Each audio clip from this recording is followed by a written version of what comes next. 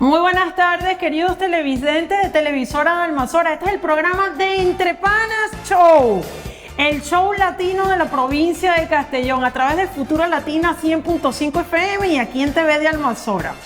Claro, y este programa pues tiene la idea de difundir esas estrellas, pero también esas artes de la cultura, la escritura y de aportar un mensaje siempre positivo para todos ustedes. Y como siempre, estamos en la época, y esta época huele a Navidad, y lo hacemos es al ritmo de la tambora, de las gaitas, porque la gaita prende la Navidad. Y de toda la música linda y hermosa que también se escucha aquí en la comunidad de Castellón y la provincia de Valencia. Hoy estamos con Rosa María Villarroy, una artista, poeta, que también es profesora de psicomotricidad, un elemento y un tema importantísimo para la sociedad. Vamos al programa y muchísimas gracias y un solo corazón unido con todas estas comunidades.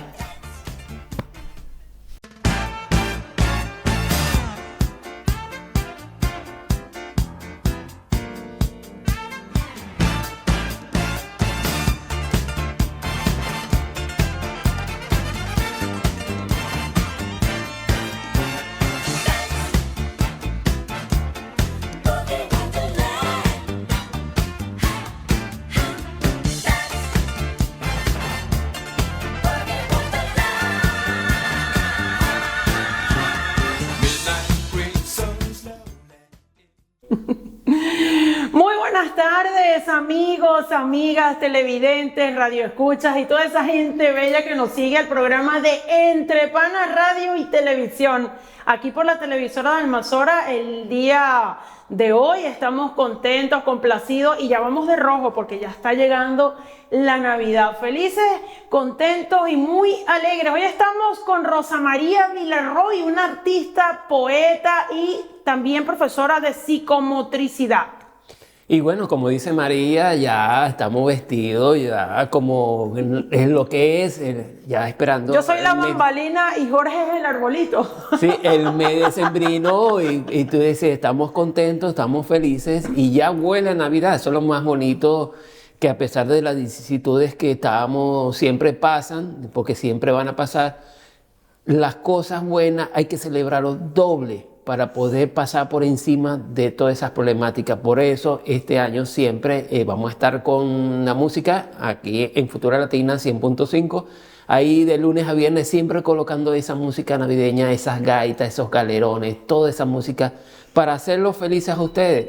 Y que ustedes en su casa pues estén con eso del Niño Jesús, los Reyes Magos, cada uno poniendo, decorando, porque lo importante de la Navidad no es simplemente el regalo. El mejor regalo que le puede hacer usted es el compartir y esa alegría que le podemos dar. Y nosotros en TV Almanzora y en Futura Latina, para usted siempre es lo primero. Con un solo corazón y también con una estrella, el día de hoy la estrella del árbol es Rosa María Villarroy. Claro. Buenas tardes, Rosa, ¿cómo estás? Bienvenida al programa de Entre Panas y muchísimas gracias por haber venido el día de hoy. Entiendo que estás un poquito constipada porque ya el frío está apretando, ¿no? A mí me pilla enseguida el frío, los primeros fríos, sí. Sí, lo agarrado de mi lucha para eso. Bueno, yo pienso que la debilidad del ser humano no tendría que ser tanto de la carne, sino más que todo hay que estar muy pendiente de la debilidad mental y de la proactividad con la que asumimos las cosas. Y yo pienso que a la final, si nuestra mente nos dice algo y nosotros podemos manejar nuestro cuerpo tiene la capacidad de sanarse por sí mismo. Si tú dices, sí, me siento mal, sí, pero si me voy a sentir bien, me voy a sentir bien, me voy a sentir bien, me voy a sentir bien, ahí está. Y una demostración de eso es hoy, porque tú tuviste la intención esta mañana de llamarme para decirme que no venías porque te sentías mal, pero tu voluntad te trajo hasta aquí, claro, para que le dejes a estos bellos televidentes de Almanzora y de todas las redes. No me parecía correcto dejaros en blanco y la verdad es que lo he pensado, pero yo digo, bueno, pues no, hay que ir y yo tengo mucha fuerza de voluntad. Eso es que eso se nota, con más de 22 obras y publicaciones, con más de 30 antologías,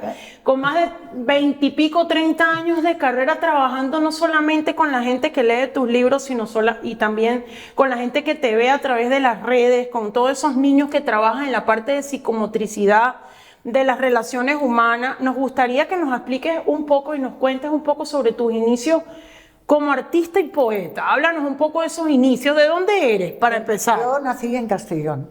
Qué bueno. Nací en Castellón y mi madre es catalana, de Tortosa, nació en Tortosa, y mi padre es de aquí de Castellón. Bueno, ya fallecieron los dos, pero sí ha sido. Y desde pequeña, pues de alguna manera me gustaba muchísimo el sonido de las palabras, me encantaba. Entonces yo me inventaba pues unos pareados que realmente no eran tan pareados, después comprendí que no eran tan pareados, pero en algún momento yo hacía una unión entre la última palabra de la primera oración y la última palabra de la segunda, ¿no? Sube abajo, escarabajo, ven arriba, dolor de barriga. Que rimara. Y luego hacía, y luego hacía pues un juego de palabras siempre. Me gustaba repetir las palabras diferentes tonos, ¿no? Entonces, pues cualquier palabra, pues hambre, por ejemplo. La palabra hambre, pues se puede decir hambre, hambre, hambre. Repetirlas en varios tonos. Exactamente. La semiótica, la fonética y la semántica. Muy estimulativa. Y la verdad es que todos esos juegos, porque yo estuve muy enferma, dicen que hay muchos escritores que han estado en la cama una gran temporada. Yo estuve en la cama 4 meses con un poco... ¿Cuando eras niña? Cuando era niña tuve tifus y meningitis. ¡Wow! Sí, estuve en la cama y la verdad es que no me enteraba de mucho, era como una especie de coma y así, pero cuando me levanté, pues yo sentía, no sé, algo especial, una manera de comunicarme con las cosas y de comunicarme con la luz, de comunicarme con, ¡Qué bonito! Con las cosas que me rodeaban. Y recuerdo que hubo un momento, el primer día que me levanté de la cama no sabía caminar, no podía caminar, tenía 4 años. ¿Tenías 4 años cuando te dio tifus? Tenía 3 y medio y estuve casi 4, pero estuve 4 meses muy estropeadilla. Y cuando me levanté, pues en la habitación había un rayo de luz y yo no sabía caminar, pero el rayo de luz me condujo al sillón, que había allí un sillón. Y bueno, entonces de alguna manera me di cuenta de la diferencia que hay entre la penumbra y el rayo de sol, ¿no? ¡Wow! Por eso, sí, porque estaba en un momento tan aterrador, digamos, contenta porque me podía levantar, pero me sentía el cuerpo pues al revés un poco, ¿no? Y de hecho el sol y la luz siempre han influido muchísimo en mi poesía. Sí, siempre me han gustado los amaneceres, el brillo de la luz, el brillo de las cosas alegres. Sí, soy una persona alegre y... se nota. Y me gusta la luminosidad, ¿no? Me gusta ¿Te gusta la luz, el color? Me gusta el color muchísimo, sí. El color me gusta mucho, porque creo que el color nos identifica.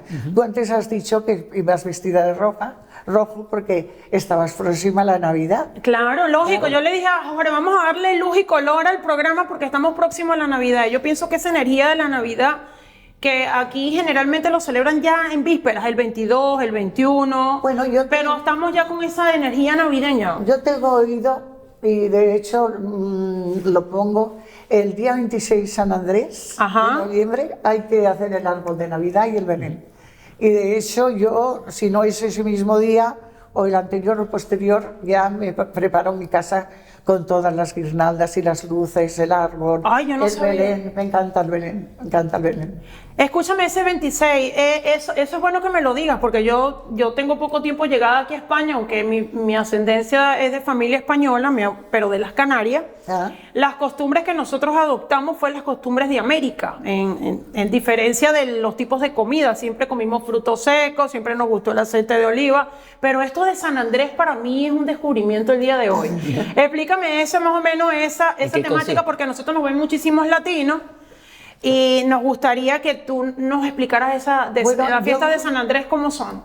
Bueno, realmente a mí me lo dijo una señora que estaba trabajando en mi casa, que era la que hacía el árbol de Navidad y tenía toda la ilusión de sacar las cajas, desenvolver todas las figuras y todo eso, porque es muy entrañable hacer el Belén. Yo cuando era pequeña mi papá puso una tabla que era una puerta ya vieja, y entonces allí se construía el Belén con todas las hierbecitas que cogía del campo y todo, ramitas. Entonces mi mamá con harina y cosas así hacía la nieve, el río de plata. Sí. Qué mágico, era ¿verdad? muy bonito, aquello era muy mágico, muy mágico. Había luces, el Palacio de Herodes, era muy bonito. Ahora que las figuritas siempre estaban movidas por mi hermana y por mí, ¿eh? O sea, Bueno, es que yo siempre he dicho que, por ejemplo, nosotros tenemos la virtud que América, el continente americano, recibe, sobre todo Venezuela, recibe mucho visita de lo que son extranjeros, por lo menos europeos, españoles, franceses, italianos, portugueses. Después tenemos, por la aproximación de Estados Unidos, pues toda esa gama. Entonces, allá, pues buscamos siempre una excusa para celebrar. Primero comienza con la Virgen del Valle, luego empiezan pues todos los santos y siempre es una razón para mezclar. Entonces tenemos el pesebre, que nosotros le hicimos el nacimiento, después está el arbolito, entonces vamos mezclando y eso es lo que trae la cultura. Cuando hablabas al inicio de lo que son de los colores, yo creo que se aprecia los colores cuando primero tú ves la oscuridad y después tú ves esa luz y tú ves ese mosaico de colores que tú dices, wow, qué belleza es el te quedas mundo. impresionado. ¿Y cómo fue ese rayo de sol que te llevó a levantarte de la cama en donde no caminabas y te llevó hasta el sillón? Eso es algo Sí, importante. fue una casualidad porque realmente había un balcón y entonces estaba la persiana medio bajada, pero por una rendijilla de la persiana salía ese rayito, ¿no? Y sí, fue muy, no sé, muy maravilloso, por decirte algo. Te dio la fuerza. Nosotros Me dio la hemos, fuerza, nosotros me dio hemos la tenido fuerza. la oportunidad, tanto en televisión como en radio, de poder entrevistar a muchos artistas, a muchos poetas, y siempre nos han dicho en su mayoría que esa musa que los inspira siempre ha salido de las profundidades. De ese despertar que tienen después de un proceso doloroso. Y esto es importante decirlo porque mucha gente está pasando por procesos dolorosos con las situaciones que han pasado Sí, últimamente porque aquí. La escritura es terapéutica también. La escritura es Entonces, terapéutica. en un momento, yo siempre he tenido, de pequeña siempre he hecho diarios. Me encantaba escribir pues mis pensamientos, pero de pequeña desde que empecé a escribir. Y me encantaba escribir allí mis pensamientos, pues lo que me había sucedido el día, si me había regañado en mi casa, si había hecho alguna barbaridad, no sé cómo. Y la verdad es que eso me ha servido mucho porque a veces los cojo y digo, uy, pero ¿cómo hacía yo esto? Bueno, bien, también me gustaba mucho pues, recitar poesías. En el colegio entonces se enseñaba a memorizar y nos enseñaban a recitar poesías. Y yo me acuerdo que me aprendí de memoria, era muy pequeña, 4 años, después de que pasé la enfermedad, pues unos 5 años o así. Y me acuerdo que esa poesía trataba de una niña que quería un frasco de mermelada que estaba a una altura del armario. Okay. Y entonces yo me la aprendí de memoria para recitarla en mi casa, para mi mamá y tal, lo que ocurre. Y bueno, y al querer coger el bote de mermelada, la niña, la protagonista de la poesía, se cae, pero yo es que hice el mismo gesto de querer coger algo que había arriba y me caí. Y entonces mi mamá horrorizada, ¿qué pasa? Y yo continué recitando la poesía como que no me pasaba nada, porque con la ilusión de que me escucharan recitar el poema. Nadie, o sea, fue parte de la misma coincidencia. Exactamente. Que la poesía tenía que ver, fue como una obra de teatro. Pues Exacto. así. Pues A la así. final hiciste teatro y poesía. De Fíjate. hecho, siempre me ha gustado el teatro. Fíjate y he algo. hecho teatro también en el grupo de TOAR de Castellón. ¡Qué bueno! Era una organización atlética recreativa y fundamos un grupo de teatro, Teatro TOAR. Teatro Toat. Teatro TOAR, que luego fue el Teatro Espiral. Y hicimos muchas cosas y Olvida los tambores de Ana Diosdado. Sí, vamos a contar mentiras. algunas cosillas. Sabes que nosotros ya, pues ya tenemos un tiempo, no solamente aquí en TV Almazoras, ni con la radio, pues cada uno tenemos una carrera de periodista. Y siempre nos gusta llevar un mensaje hacia las personas. Y me gusta, comenzando, siempre decir que gracias a Dios lo que combinan todos los artistas es que el mensaje es: no importa la cantidad de veces que te caiga, sino la fuerza de voluntad que tienes para levantarte las veces que sean necesarias para poder. Y el escribir una poesía es sencillamente el hablar de una manera más alegre, utilizar palabras que te dicen: aquí hay un sinónimo, aquí hay una gran diversidad que tenemos en nuestro castellano. Los recursos lingüísticos que hay, porque el lenguaje poético pues no se diferencia mucho del lenguaje cotidiano, del habla cotidiana, y también del habla vulgar, porque hay un habla que es muy vulgar, que no, pues es de personas un poco que no han podido tener estudios, porque lo importante para el lenguaje es leer. Leer es importantísimo para un escritor y para toda persona, porque te ayuda palabras que no comprendes, palabras que no sabes el significado, palabras que no has oído nunca. Es interesante rescatar las palabras que ya no se usan.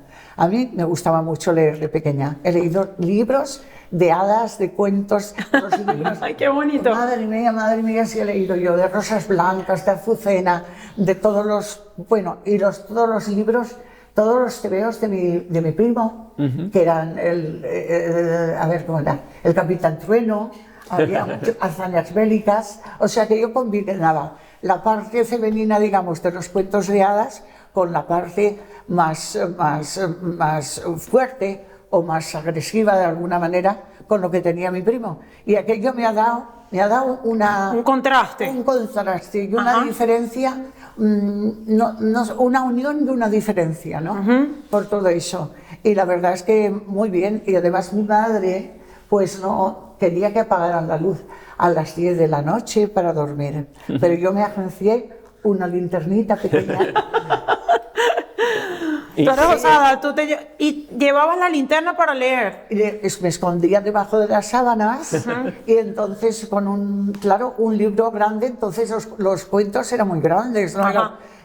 Entonces yo pensaba, si entra mi madre, me va a ver este cuento y me va a reír. Y entonces cogí un diccionario pequeñísimo y lo ponía, claro, el diccionario hace un camino, ¿no? De una sección te lleva a otra. Lógico. Y entonces pues iba viendo todo eso y me iba aprendiendo palabras. Por eso yo creo que el léxico, tal como dicen algunos críticos, en mi poesía, en mis trabajos es importante, sí.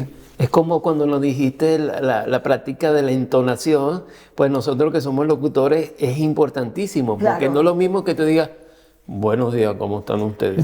A que te diga buenos días. Entonces uno va subiendo la voz, entonando la voz, porque como en otras entrevistas, las cuerdas vocales es como un instrumento de música que necesita una afinación. Y eso lleva una práctica, escuchándose, repitiendo, y eso es lo que hace. No es lo que se dice, es cómo se dice. Es como la entonación, como la dice, el área donde lo dice, y cómo lo percibe la otra persona. Eso es comunicación. Cómo está tu cuerpo también. En ese momento. Porque la voz acompaña al cuerpo, y el cuerpo también en diferentes tonos está de diferente modo, ¿no? Por ejemplo, cuando la mujer tuya te dice, ¿lavaste los platos? Te lo dice en entonación, dice, ¿lavaste los platos? Es como que, ¡ay! O con ironía, ¿Has lavado los platos? ¿Será que lavaste los platos? También con el movimiento, ¿no? Sí, claro. Porque la programación neurolingüística, me imagino que conoces el término. Claro. De cómo gestualizar. Hay mucha gente que no puede hablar y nosotros somos bendecidos porque podemos utilizar la palabra, la fonética, la entonación. Pero en la parte de programación neurolingüística, que se utiliza mucho para el marketing, para las ventas, para los medios de comunicación, la gestualización, los movimientos corporales dicen mucho. Exactamente, te hablan de la personalidad, del emisor. Entonces eso es importantísimo. Mira, yo que he trabajado con niños deficientes. Ajá, esa es la años. parte de psicomotricidad. Sí, la parte de psicomotricidad. Pues muchos niños solamente les puedo captar por su expresión corporal, por su expresión, por su mirada, por su posición. Y eso es importantísimo. Entonces es una capacidad de observación la que tiene que tener un psicomotricista. Yo pienso que esa rama de la motricidad que tú utilizas y te fuiste por esa tendencia porque nació de ti en ese momento en el que estuviste en cama de niña, que no te podías movilizar, que te sentías muy mal. Tú sentiste, tú vas de parte de tu dolor, de lo vivido, de lo sentido, Claro, de lo tenías muchas sufrido, vivencias y que interiores, necesitabas claro. comunicarte a través del movimiento, del habla, de la alegría, y que el rayo de sol Claro, que de estar tanto tiempo en silencio, hacen... del silencio, porque realmente pues pensaban que no lo pasaba, vamos, En tu pequeño mundo interior te sentías tan mal Ahí que está, sentías que te claro. desprendías de la vida. Sí, tengo algunas imágenes muy interesantes sobre la temperatura que tenía, que yo no sabía, pero metían unas sábanas en el agua con hielo Agua con hielo, imagínate. y me la ponían por encima, y eso lo tengo. Y fíjate, eso es una técnica para los niños autistas, para que sepan descubrir las partes de su cuerpo. Sí, tengo entendido dentro de las cosas que leí sobre tu currículo que trabajas con este tipo de niños en situarlos en tiempo y espacio a través del movimiento, del arriba, el abajo, las texturas. Sí. Y las relaciones entre ellos. Las relaciones entre ellos son importantísimas. Por eso se clasifican, bueno, yo los he clasificado en tratamientos individuales, tratamientos de dos niños que más o menos congenian y que tienen más o menos el mismo nivel, y luego con un pequeño grupo, sí. Yo diría, fíjate que en la casa nos gusta una serie francesa donde la artista principal, la que descubre todos los crímenes y todo, tiene el autismo.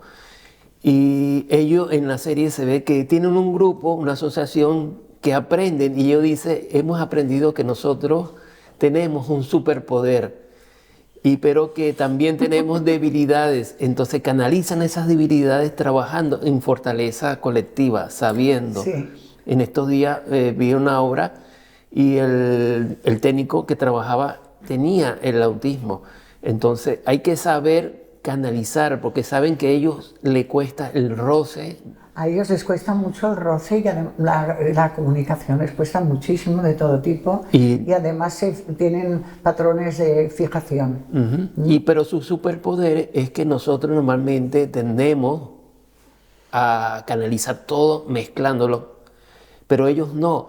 Ellos ven ese punto en el centro porque saben canalizar una visión, se enfocan y pueden tener ese superpoder, como le dicen, para captar esos pequeños detalles que para nosotros son totalmente... Hay algunos autistas increíbles. Nosotros teníamos uno en el centro que sabía exactamente qué día, en qué caía el día de la semana. Te decía saber el 2 de abril, por ejemplo, del año 37, y te decía qué día de la semana caía. Pero rápidamente. Exacto, porque saben centrarse. Rápidamente. O del 67 o del 54, no da igual. Y sabía exactamente. Corría más él que un profesor que tenía un aparatejo en el reloj que lo podía. Sí, porque... Lo calculaba mejor para que tú veas. Lo calculaba mejor, sí. Esto es importante hacer un inciso en esto, porque mucha gente piensa que las personas, se puede decir especiales, todos somos especiales, pero las personas que tienen este tipo de discapacidades son discapacidades. Hay que poner un alto aquí, y a veces no son discapacidades, a veces son genialidades. Pues sí.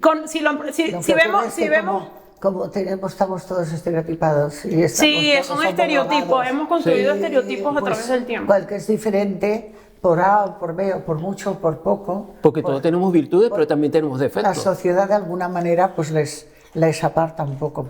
Ahora no tanto ya, pero yo he conocido casos muy fuertes, sí, casos muy fuertes. A ver, que no hay personas que de tengan... rechazo, Sí. incluso de los padres. Ah, de bueno, la familia. imagínate que ese es el peor. El peor, porque ya de por sí una persona que nace con toda su parte motriz, psicomotora, social, sus movimientos corporales, el lenguaje, el oído, el ojo, le cuesta adaptarse a un mundo. Imagínate todos estos Claro, niños. Un mundo que cada día cambia. Un mundo Sí, que cambia con una evoluciona. rapidez, que evoluciona con una rapidez y con mucha rapidez. Y la verdad es que hay que estar muy atento y darles mucha seguridad, sobre todo. Sí, Darle mucho cariño y seguridad. Porque las sociedades, a medida que evolucionan, pues yo me acuerdo que antiguamente se decía que el ser humano a lo que desconocía, pues lo apartaba, porque le tenía temor.